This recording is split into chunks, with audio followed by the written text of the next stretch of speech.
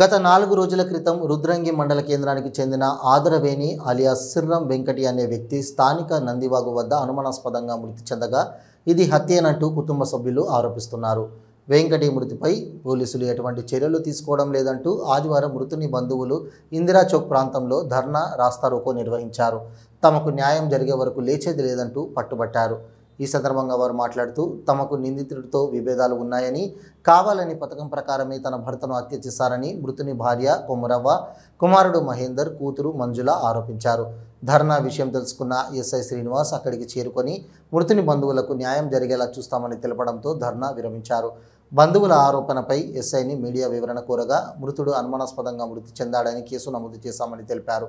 మృతునిది హత్య లేక ప్రమాదమా అన్న కోణాల్లో దర్యాప్తు జరుపుతున్నామన్నారు.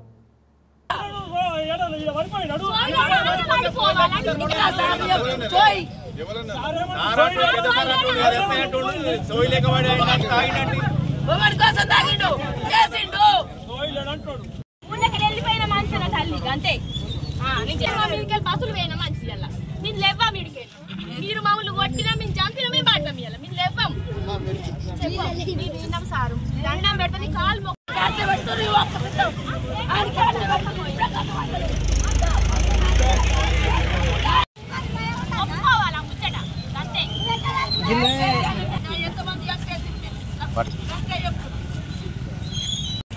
లొల్లైన వాళ్ళు ఏమైంది మళ్ళీ 6 నెలలక మా బావ మా సొంత బావ మా మేనత్త కొడుకు 6 నెలల కింద మళ్ళీ కలిసిన్నారు. కలిసిన వాళ్ళు అదే కుట్ర మీద చంపేసిండు. ఇక్కడ సీసీ కెమెరాలు కూడా ఇన్స్పెక్టర్ వచ్చింది 10:30కి వెళ్ళింది 10కి 9:30కు అట్లా వెళ్ళింది. అయినా కానీ ఇవన్నీ చెప్పినాం. ఇన్నుడే లేదు మా మాట. ఇప్పుడు ఏదైనా ఉంటే మాట్లాడుకుందాం అని అంటే మాకేం లేదు అదే మేము అదే వాళ్ళకే దొరుకుతాం సర్కార్కి మేము అవే పైసలు వచ్చి మేము సప్లై కూర్చున్నాం. ఏమవుతుంది అని లేదు సార్ ఎక్కించుకొని పోయిరు మీరు.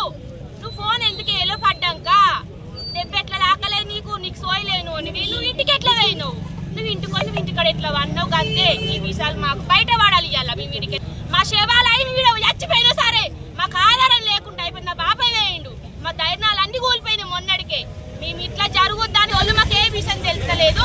నిన్న నా భర్త నాన్న బయటకెళ్ళి సీసీ కెమెరాలు ఇవన్నీ తీస్తే బయట పడ్డాయి. మొన్న నుంచి ఏ విషయం బయట పడలేదు. 6 రోజులైనా బాగా పానం పోయాలడికి పోలీసులు కూడా ఏం న్యాయం చెప్తలేరు. మాకు ఏం న్యాయం కాదు.